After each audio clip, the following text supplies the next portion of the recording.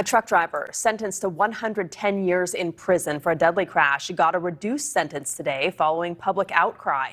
The governor of Colorado drastically reducing that prison sentence to 10 years.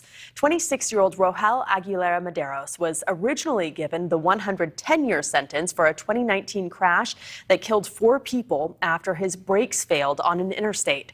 Governor Polis said he granted the commutation because the sentencing was disproportionate for a, quote, tragic but unintentional act. Ian Farrell is a law professor with the University of Denver. He is joining us tonight for more on this case. Thank you for being here. Thanks for having me. So there was, of course, this massive public outcry, more than 5 million signatures on a petition, but it's pretty rare for a prosecutor to actually urge a lesser sentence, right? It is. It's very rare for a prosecutor to urge a lesser sentence. So I applaud the District Attorney, Angela King, for requesting a lower sentence.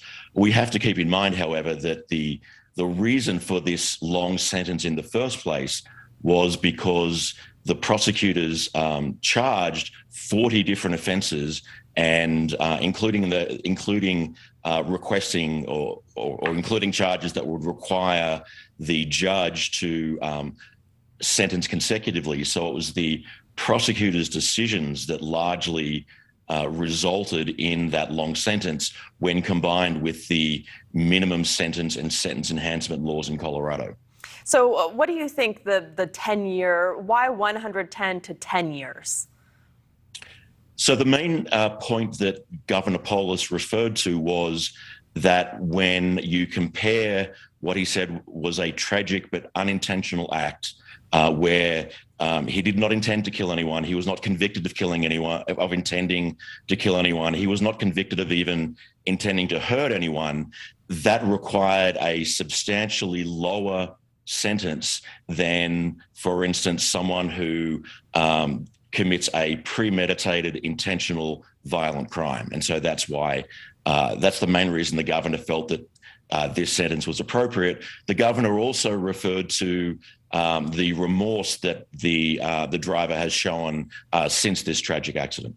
And some of the victims' family members were supportive of this lesser sentence, but we also heard from some who said they now have an empty chair at the table this holiday season. Those lives are still lost, and that's where the focus should be. How heavily did their voices weigh in the outcome of this case? I don't know exactly the process that the governor went through. I imagine that their voices were taken into account. But as you said, there was a variety of different viewpoints among the victims and the families of victims.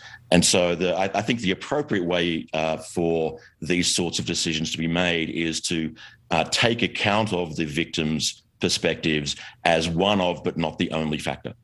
And the original sentence was because of this mandatory minimum in Colorado. Governor Polis called for sentencing guidelines to be reviewed to ensure what he called a bizarre outcome like this doesn't happen again. Do you know Colorado law, obviously. Do you see any changes coming in the mandatory minimums? I hope so. I think that there is in Colorado at the moment a certain amount of momentum for progressive criminal law reform. So a few years ago, we finally got rid of the death penalty. We've also had certain types of murder reduced from life without parole to lower sentences. We've also had in the wake of the Black Lives Matters protests, reform with regard to police accountability. So I hope that continues in the wake of this incident.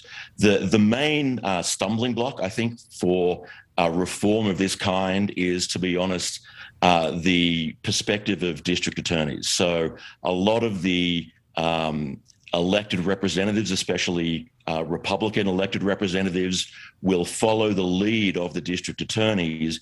And in the past, the Colorado district attorneys have been very resistant to changes to the sentencing laws.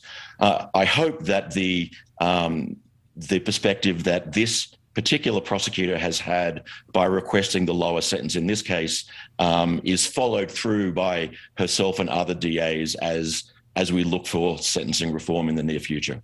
It is a very interesting case, how this all unfolded. Ian Farrell, we appreciate your time tonight. Thank you. Thank you. Thanks for watching. Click the red subscribe button below so you can get more of NewsNation's fact-driven, unbiased coverage.